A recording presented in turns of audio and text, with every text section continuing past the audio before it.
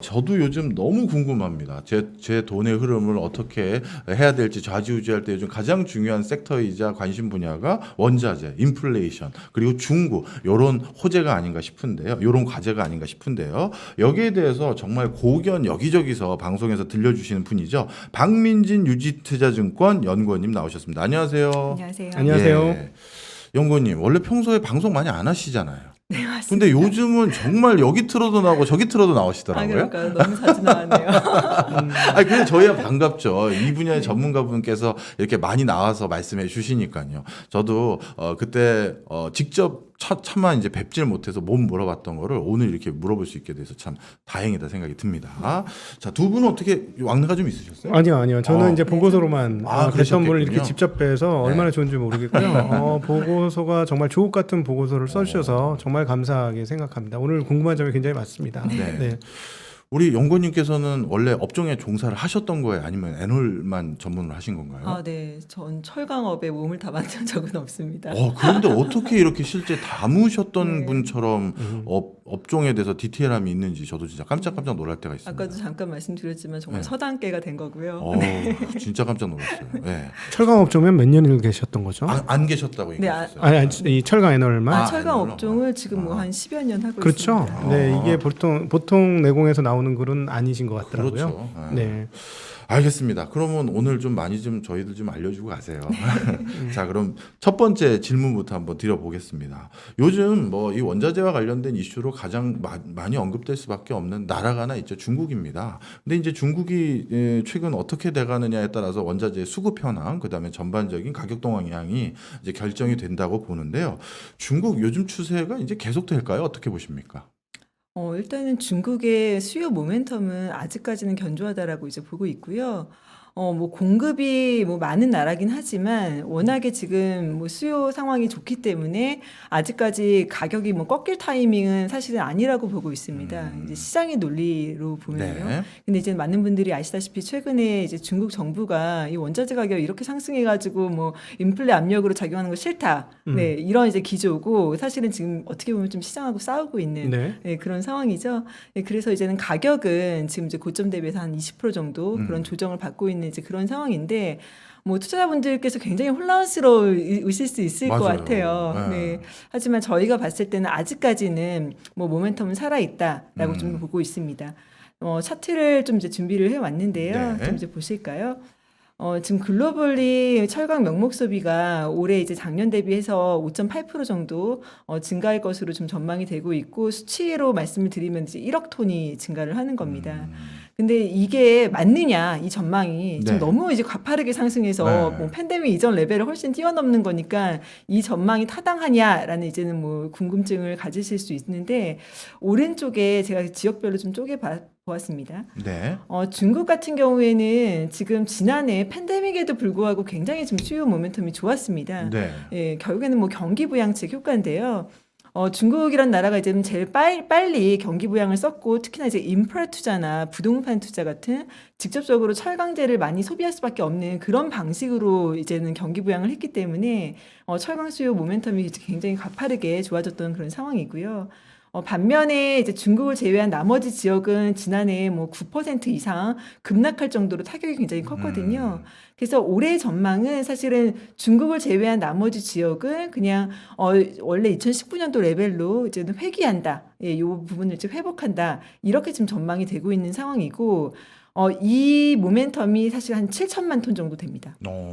아까 이제는 1억 톤 정도가 글로벌리 좋아진다라고 말씀을 네. 드렸는데 사실은 그 중에 7천만 톤은 이제 중국 밖에서 나온다라고 이제 보고 있는 거고요. 그러면 중국은 꺾이느냐? 그렇지 않다라고 이제 보고 있는 거죠. 지난해도 좋았지만 올해도 추가적으로 조금은 더 성장할 것 같다라고 지금 전망이 되고 있고요. 그 배경이 이 인프라 투자라는 게 뭐 사실은 이제 삽 들고 나서 1년 이내에 끝나지는 않거든요. 그렇죠. 예, 보통은 이제 2년 이상 그 효과가 간다라고 보고 있고 이제 올해까지는 그런 모멘텀이 이제 견조하게 작용을 할 것이다라고 이제 보고 있습니다. 예, 그래서 박연구원님 저 질문 하나 있는데 네네. 20년에 그 수요가 확실하게 줄었잖아요. 네. 사실 눈에 띄게 줄었지 않습니까? 그럼 네. 과거에 이 철강 수요라는 게 어떻게 꾸준하게 이런 그 스테디하게 늘거나 스테디하게 줄거나 이런 흐름들을 보여주는 게 일반적인데 작년 같이 이렇게 혹 빠진 경우가 굉장히 했던 한 해라고 볼 수 있죠. 네, 그러니까 물론 이제 글로벌 철강 수요는 빠지진 않았거든요. 중국 때문에 오히려 이제는 뭐 1% 미만의 성장률을 보이긴 했는데 말씀하신 것처럼 이제 중국 밖의 지역만 놓고 보면은 이렇게 이제 가파른 급락세는 굉장히 좀 이례적인 상황이었죠. 네. 물론 이제 글로벌 금융위기가 있었지만 그때보다도 타격이 훨씬 더 컸던 네, 그런 한 해였습니다. 그러니까 사실은 정상적이었으면 수요가 있어야 되는데 그 수요가 빠졌던 게 올해 그만큼은 최소한 복원이 돼야 되는 거고 네, 맞습니다. 그다음에 성장률이 거기다 추가로 된다면 더 나올 것이고 그다음에 우리 그 연구님께서 말씀하신 거로는 중국에서 스크랩 그러니까 철거를 해서 공장을 좀 죽일 것이고 그러면 생각보다 공급은 늘어나지 않는데 수요는 작년에 부족한 부분 and 추가로 늘어나는 수요 그래서 부족하다 네. 그리고 유지가 될 것이다. 공급 말씀은 아직 드리지도 않았는데 먼저 말씀을 해주셔가지고 맞습니다. 네, 그게 핵심 논지더라고요. 네, 근데 맞습니다. 그것이 정말로 현실에서 그렇게 될 것인가 여부가 핵심이고 그렇다면 사실은 그 말씀하신 것이 지지가 되는 상황이라면 지금 주가가 빠졌을 때가 오히려 처음에 참여 못하신 분들한테는 기회가 되는 것이고 네. 그렇지 않고 수요가 늘어나지 않는다면 오히려 그 가격을 먼저 반영했으니까 역시나 먼저 빠지는 거다. 선반영하는 것이다. 이렇게 해석할 수 있는 네. 상황이잖아요. 그렇지 않다는 논리신 거잖아요. 네. 네. 가격은 그럼 결국에는 사실은 이제 수요 모멘텀이 가장 중요하다고 보고 있고요. 말씀하신 것처럼 이 지금 보고 계시는 이 차트들이 이제 네. 유효하지 않다라고 하면은 말씀하신 것처럼 지금 이제 과도하게 가격만 올라와 있는 그런 상황인 거죠. 근데 지금 이 뭐 WSA 이 세계 철강협회에서 전망하고 있는 이 수치가 제가 봤을 때는 굉장히 타당하다라고 이제 느껴지는 포인트가 이제 아까 말씀드렸던 것처럼 중국을 제외한 나머지 지역에서 대부분 수요가 나온다는 측면이 훨씬 더 좀 마음이 편한 상황이고 예, 중국이 이제 오히려 어떻게 보면 변수가 되겠는데 네. 일단은 지금까지의 어떤 상황을 봤을 때는 부동산 가격도 굉장히 견조하고요 중국에 예, 그리고 이제 인프라 투자 같은 경우에도 그로스가 이제 완만하게 올라오고 있는 그런 그림이 아직까지 나오고 있습니다. 그래서 상당히 이 보고 계시는 이 차트가 이제 유효하다라고 저희는 좀 보고 있습니다. 네. 하나만 여쭤보고 싶은 게 그동안에는 이제 중국의 소비가 되는 게 전체 세계 철강의 거의 절반 가까운 수준 뭐 이렇게 해석을 했었는데요. 인프라 투자를 대대적으로 하겠다는 건 뭐 중국은 원래 꾸준히 했었으니까 근데 미국이 인프라 투자를 어마무시하게 하겠다고 지금 1조 달러 이상 쏟아붓겠다고 하는 건데 네네. 그러면은 미국의 그런 수요가 전체 세계의 글로벌 철강 수요에서 의미 있는 수요가로 작용을 할까요? 일단은 절대치를 보면은 중국을 따라가기는 어려운데요. 네. 중요한 거는 증분에서 얼마만큼의 비중을 그러니까. 차지하냐 이제 그 부분이 그렇죠. 이제 관건인 거죠. 음흠. 사실 너무 중요한 포인트를 말씀을 해주셨는데 과거에 이 원자재의 수요 그로스는 거의 대부분 사실 중국에서 나왔습니다. 그렇죠. 네. 그러다 보니까 이제 중국의 영향력이 이제 너무 큰 거죠. 예, 중국이 이 방향이 아니다라고 하면 아닌 거였어요. 네, 그치. 근데 네. 아까도 잠깐 말씀드렸지만 이 1억 톤의 증가하는 수요에서 사실은 중국이 3천만 톤, 나머지가 중국 밖에서 7천만 톤 예, 그로스가 나온다라고 말씀드렸고 이거는 이제 과거하고는 굉장히 좀 달라진 양상입니다. 네.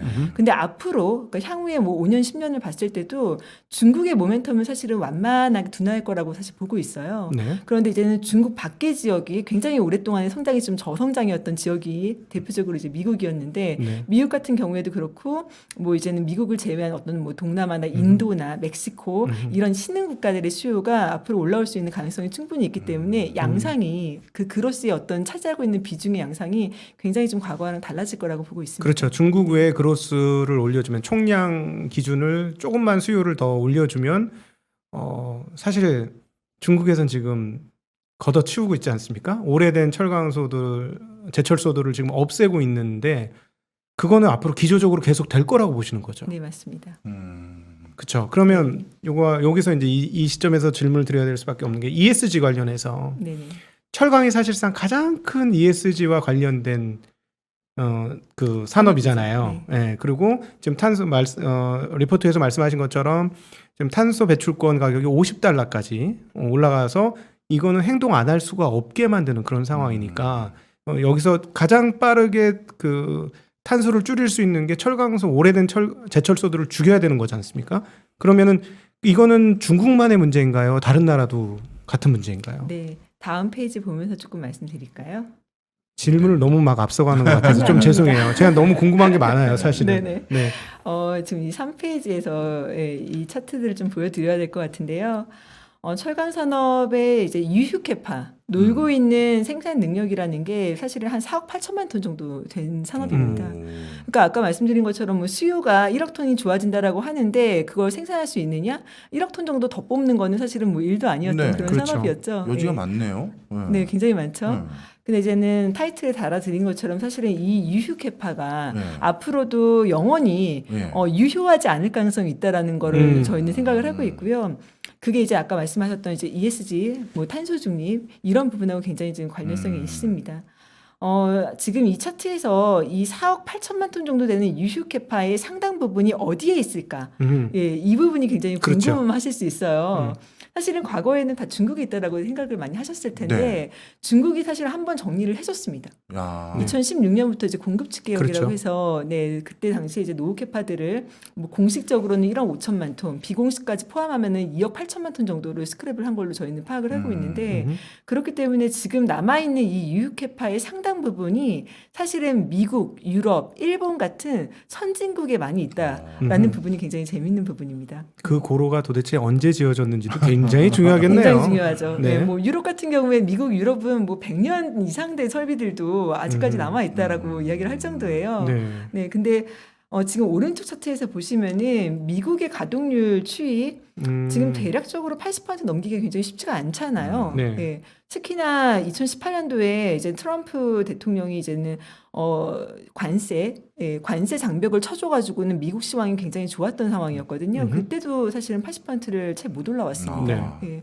근데 이런 모양이 사실은 일본도 굉장히 유사합니다. 네. 일본의 가동률도 76%, 예, 80%를 잘 못 넘겨요. 네. 이 말은 20% 이상은 사실은 놀고 있는 네. 캐파라는 의미인 거죠.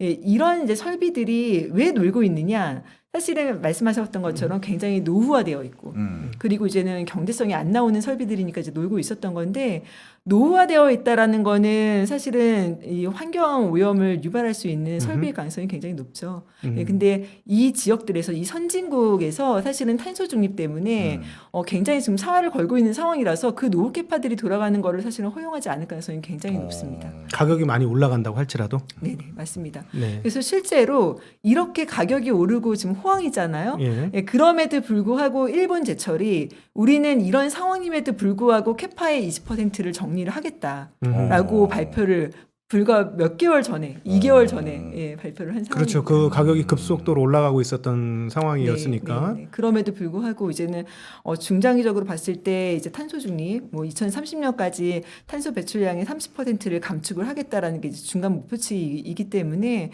그런 부분들을 감안을 했을 때는 이런 노후 설비들을 좀 정리할 필요가 있다라고 좀 생각을 하고 있는 것 같고요.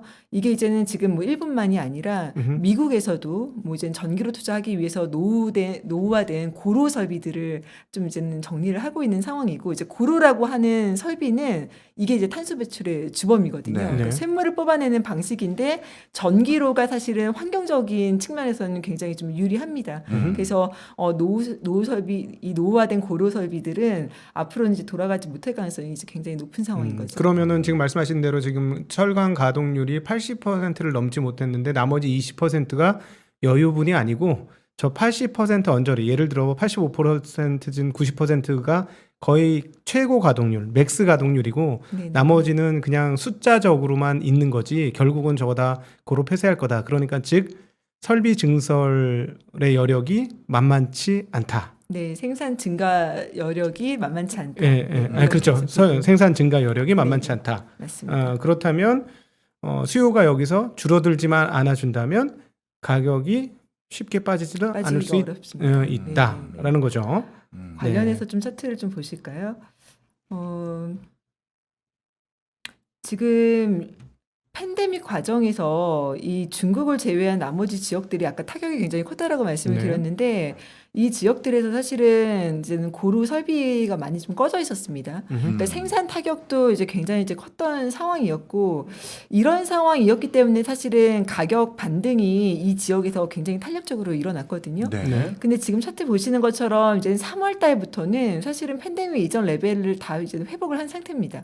생산량이 지금 다 돌아와 있는 그런 상황인데 재미난 거는 4월 달에 사실은 가격 상승폭이 엄청나게 컸거든요. 그러니까 생산이 다 돌아와 있는 상황이었음에도 불구하고 이제 가격 상승이 이렇게 크다라는 거는 아까 말씀하셨던 것처럼 수요 레벨이 사실은 이 팬데믹 이전 레벨을 훨씬 뚫고 지금 올라와 있다는 그런 이제 반등이 되는 거죠.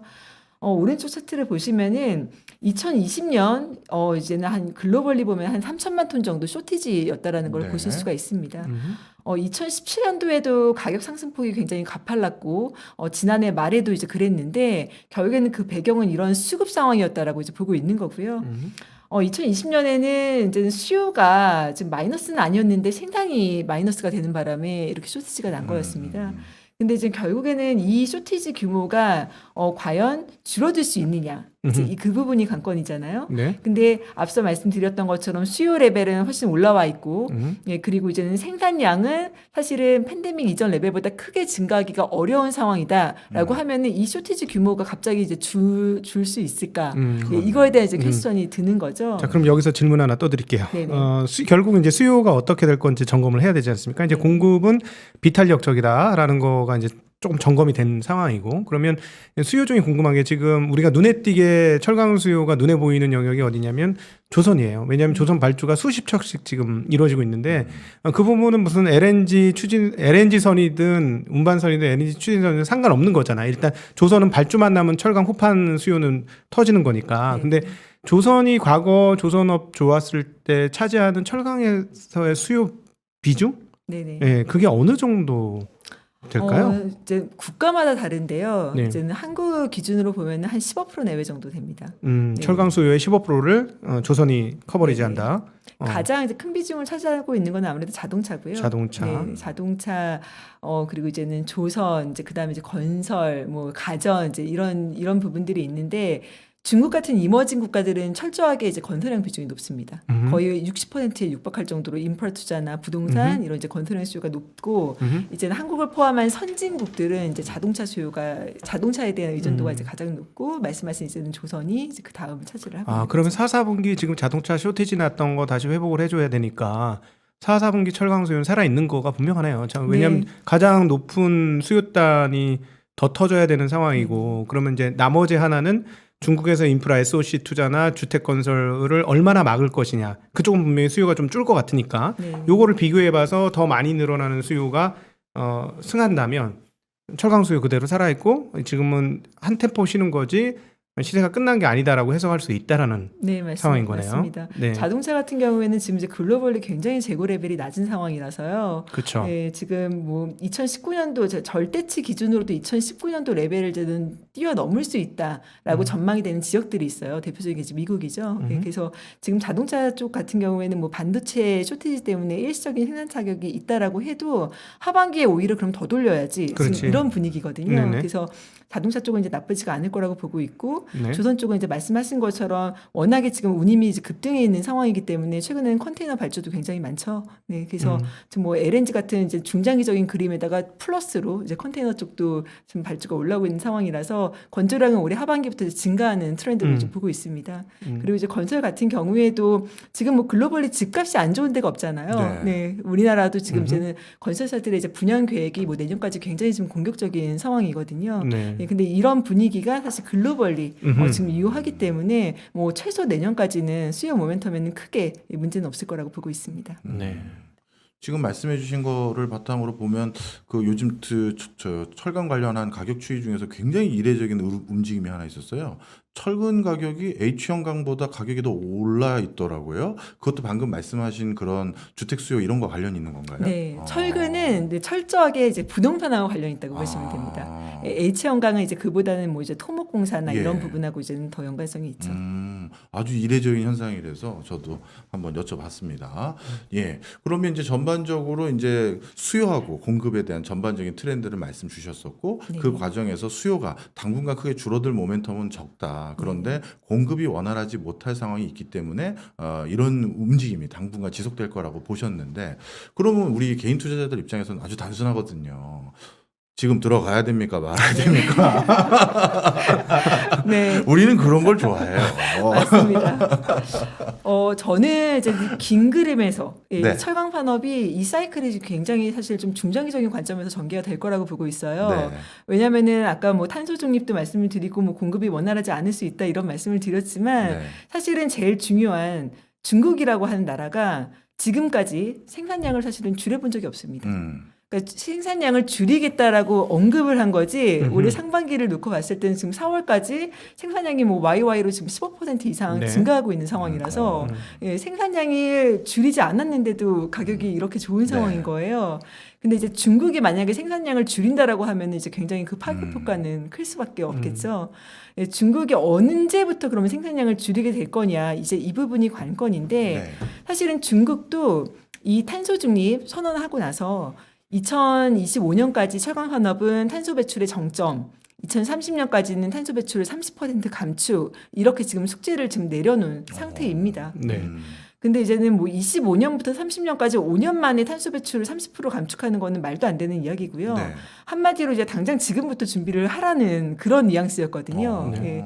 그래서 이제 지난해 말부터 공신부에서 올해부터 2021년부터 조강 생산량이 YY로 역성장을 해야 된다라고 이야기를 했던 건데, 근데 이제는 왜 이렇게 4월 달까지는 생산량이 그러니까요. 늘었느냐?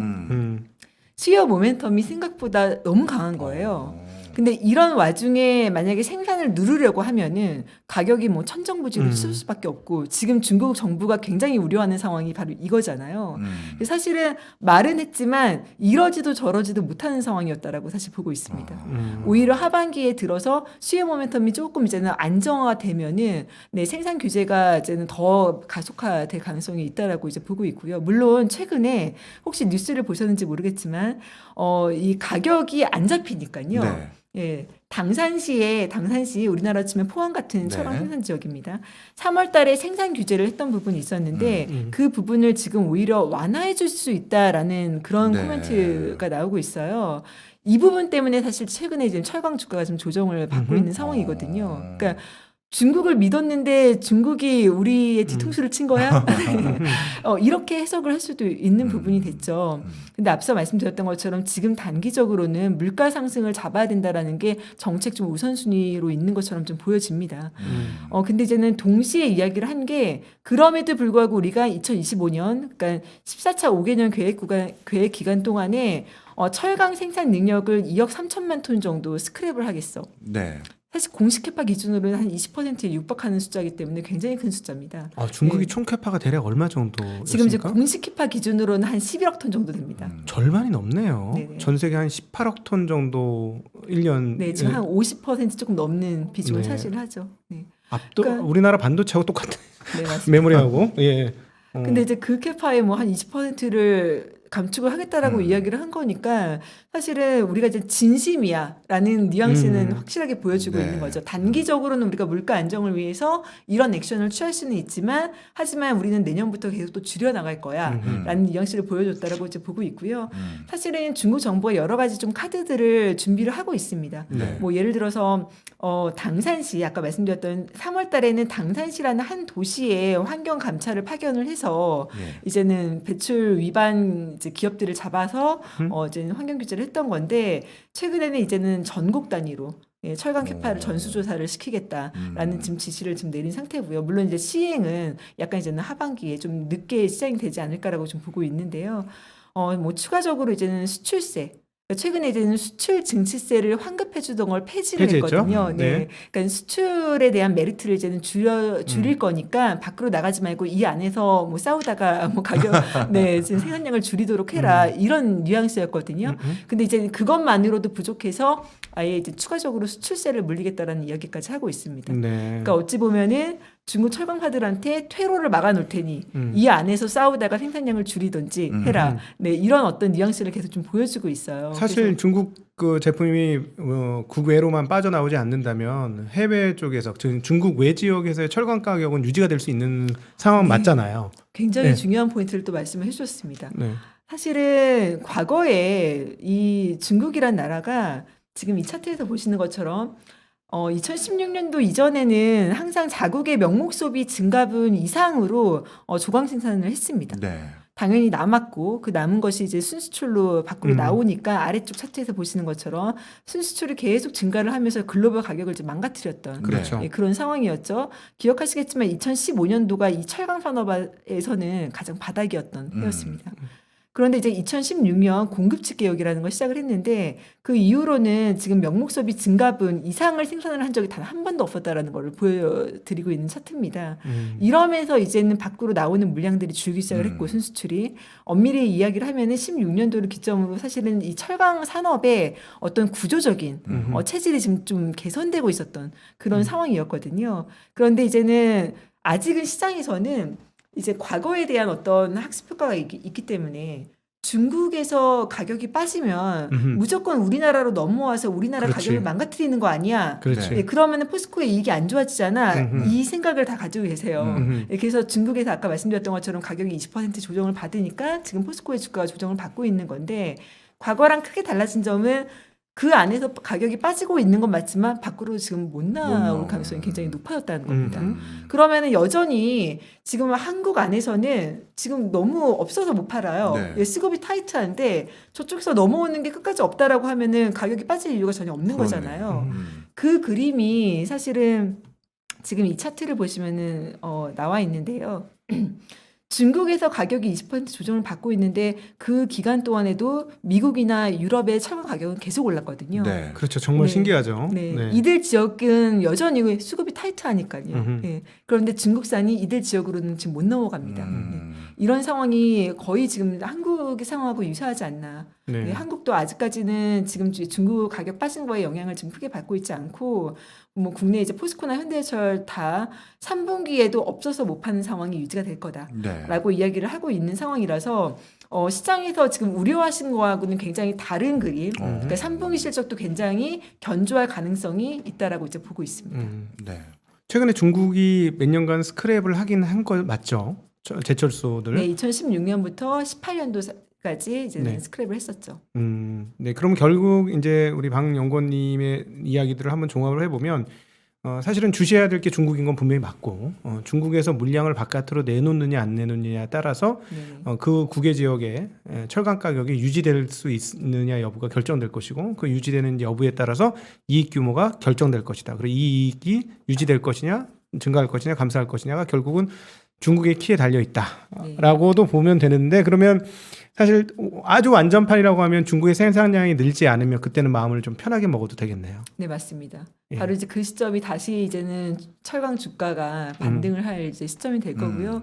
하반기에는 아무래도 이제 노이즈가 있을 수밖에 없다라고 보고 있습니다. 말씀드렸던 것처럼 하반기에 정말로 당산시의 규제를 좀 완화해주는 분위기가 되면은 아무래도 이제 중국 안에서 공급이 증가를 할 테니까 중국 가격이 반등하는 속도가 굉장히 더뎌질 수밖에 없겠죠. 네. 지금 이 차트에서 보시는 것처럼 최근에 중국 가격이 약간 꼬리를 들고 있거든요. 네. 아무래도 지역 간의 디커플링이 너무 장기화될 수는 없는 거니까요. 이게 사실 중국 정부는 북미나 유럽의 가격이 빠져서 밑으로 수렴하기를 기대를 했겠지만 네. 그런 그림이 안 나오다 보니까 사실은 이제 당산시의 규제 완화나 이런 부분들을 이제 추가적으로 이야기를 하고 있는 건데요. 일단은 아무리 바깥이 견조하다라고 해도 뭐 중국 안에서의 이제 그런 어떤 뭐 중국 정부의 그런 입김이 강하게 작용을 한다라고 하면은 단기적으로는 약간 노이즈가 있을 수밖에 없다라고 이제 보고 있는데요.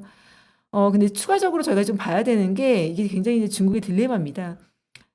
위에 이제 제가 그림을 간단하게 이제 그려드렸는데 철강 가격을 잡으려고 하면은 사실은 철강 가격의 상승 동력인 이 수급을 꺾던지 철강에서 가격을 꺾어야 되거든요. 그렇죠. 그러네. 네. 그런데 수요를 꺾는다라는 거는 사실은 뭐 인프라 투자나 부동산 투자를 안 한다는 거니까 그렇죠. 이거는 이제 중국의 경기 모멘텀에 이제 손상을 그렇죠. 입힐 수 있는 굉장히 리스크한 그런 전략인 거죠. 그렇기 때문에 이제 공급을 건드렸습니다. 그런데 문제는 철광석을 가장 전 세계에서 많이 쓰는 게 중국이잖아요. 그렇죠. 네. 예, 그래서 철광석은 뭐 지금도 쇼티지인 품목인데 만약에 중국 정부가 생산을 더해서 철광석 수요가 더 생긴다라고 하면은 철광석 가격이 사실은 제자리에 이제 버티고 있을 수가 없어요. 그렇죠. 네. 네. 그래서 그 당산시 이야기가 나오자마자부터 지금 오른쪽 차트에서 보시는 것처럼 철광석 철광석 가격이 가격이. 예, 급반등을 하고 있죠. 그러면 또 다시 이제 코스트 푸시 해서 또 철강 가격을 또 밀어 올리는 힘이 작용을 하거든요.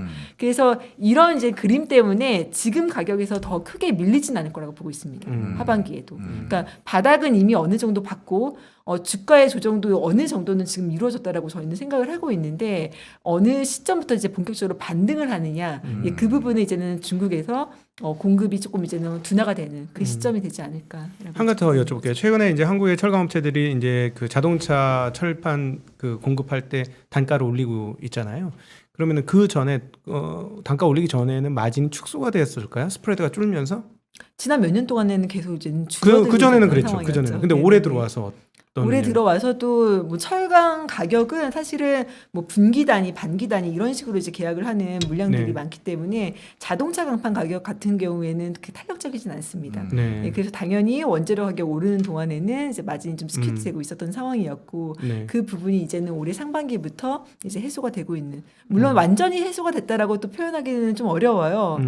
지금 이제는 자동차 강판 가격의 상승폭은 조선형 후판에 비하면은 굉장히 좀 적은 상황이거든요. 네. 예, 하지만 일단 숨통은 좀 트였다라고 좀 보고 있습니다. 그러면 그 지금 한 번 올렸습니다만 철강석 가격이 계속 올라가면 마진 압박은 당분간 있긴 있네요. 자동차 쪽에서는. 네, 아무래도 네. 이제 추가적인 가격 인상을 또다시 시도를 해야 될 것 같고요. 네. 네, 1차적으로는 일단은 전가를 좀 시켰지만 완전히 뭐 성에 찰 정도로 전가를 시켰다라고 이제 보기는 좀 어려운 상황이 아닌가.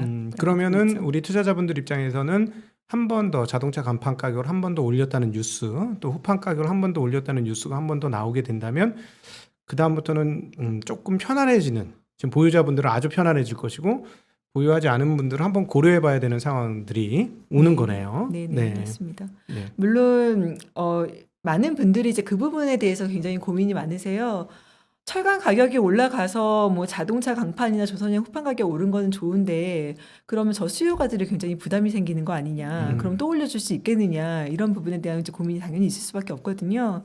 그래서 지금은 이제는 우리의 전방 산업이 또 가격을 올려야 될 타이밍입니다. 네. 자동차 그래서, 이런 쪽에서 자동차 가격을 올리든지 아니면은 뭐 이제 신조선가가 이제 올라가든지 그런데 최근에 분위기로는 이제 올라가고 있는 그런 뉘앙스가 조짐이 좀 보이거든요. 신제품, 자동차 신제품은 가격을 올리기 시작하죠. 네, 맞습니다. 네, 그래서 전방 일단 가격을 잘 올렸다라는 뉴스가 들리면은 우리도 또 추가적으로 가격 인상을 할 수 있는 그런 기회가 또 생긴다라고 이제 보시는 게 맞는 것 같아요. 네. 예. 아, 진짜 중국이 저 제목이 딱 맞네. 중국의 딜레마. 아유, 진짜 철강 상황이 정말 요번에 다시 한번 또 느껴요. 경제 전반에 미치는 파급 효과가 이렇게 큰 섹터였구나. 다시 한번 많이 배우게 됩니다. 자, 뭐 추가 더 질문하실 건가요? 아니요, 아주 좋은 시점에 나와주셔서 너무 감사하고 아마 이 지금 보시는 분들은 고민을 많이 하실 텐데 나름 힌트를 드리려고 질문을 많이 드렸어요. 저는 그래서 힌트를 많이 얻으셨으면 하는 바람이 있고 종합적으로 정리해 보면 몇 가지 이슈가 남아 있긴 합니다만 네, 보유하신 분들은 그동안 주가 빠진 것으로 인해서 마음고생 많이 했는데 괜찮을 것 같다는 생각이 듭니다. 네. 알겠습니다. 오늘 전반적인 어떤 철강 섹터뿐만 아니라 전반적인 세상 돌아가는 분위기가 어떻게 되는지 알 수 있는 정말 좋은 기회였던 것 같고요. 우리 이 철강 분야는 지금 봤더니 아직까지 굉장히 뜨거운 감자로 계속 바뀔 분위기가 많은 것 같아요. 모멘텀이 종종 나와주셨으면 하는 바람입니다. 알겠습니다. 지금 2부 수고해 주신 박민진 유진투자증권 연구원님께 다시 한번 감사드립니다. 감사합니다. 고맙습니다. 감사합니다.